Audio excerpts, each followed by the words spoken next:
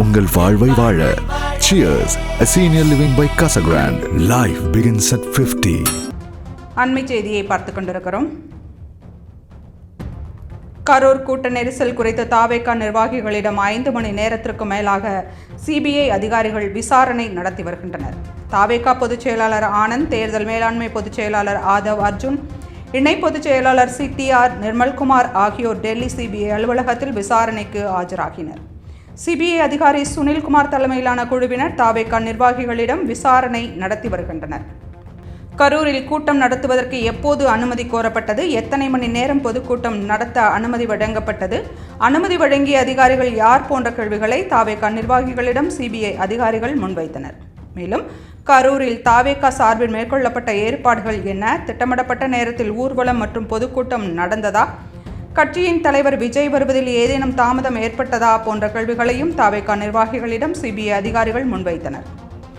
அனுமதி கோரிய கடிதம், அதிகாரிகள் கொடுத்த அனுமதி கடிதம் போன்ற ஆவணங்களையும் வீடியோ ஆதாரங்களையும் அதிகாரிகள் ஆய்வு செய்தனர். அண்மை செய்தியை பார்த்துக் கொண்டிருக்கிறோம்.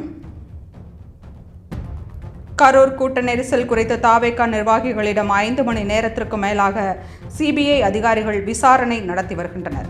தாவேகா பொதுச் செயலாளர் ஆனந்த், தேர்தல் மேலாண்மை பொதுச் செயலாளர் ஆதவ் அர்ஜுன், இணை பொதுச் செயலாளர் சிடிஆர் நிர்மல்குமார் ஆகியோர் டெல்லி சிபிஐ அலுவலகத்தில் விசாரணைக்கு ஆஜராகினர். சிபிஐ அதிகாரி சுனில்குமார் தலைமையிலான குழுவினர் தாவேகா நிர்வாகிகளிடம் விசாரணை நடத்தி வருகின்றனர்.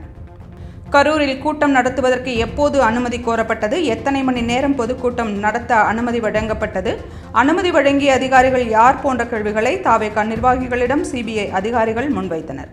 மேலும் கரூரில் தாவேகா சார்பில் மேற்கொள்ளப்பட்ட ஏற்பாடுகள் என்ன, திட்டமிடப்பட்ட நேரத்தில் ஊர்வலம் மற்றும் பொதுக்கூட்டம் நடந்ததா, கட்சியின் தலைவர் விஜய் வருவதில் ஏதேனும் தாமதம் ஏற்பட்டதா போன்ற கேள்விகளையும் தாவேகா நிர்வாகிகளிடம் சிபிஐ அதிகாரிகள் முன்வைத்தனர். அனுமதி கோரிய கடிதம், அதிகாரிகள் கொடுத்த அனுமதி கடிதம் போன்ற ஆவணங்களையும் வீடியோ ஆதாரங்களையும் அதிகாரிகள் ஆய்வு செய்தனர்.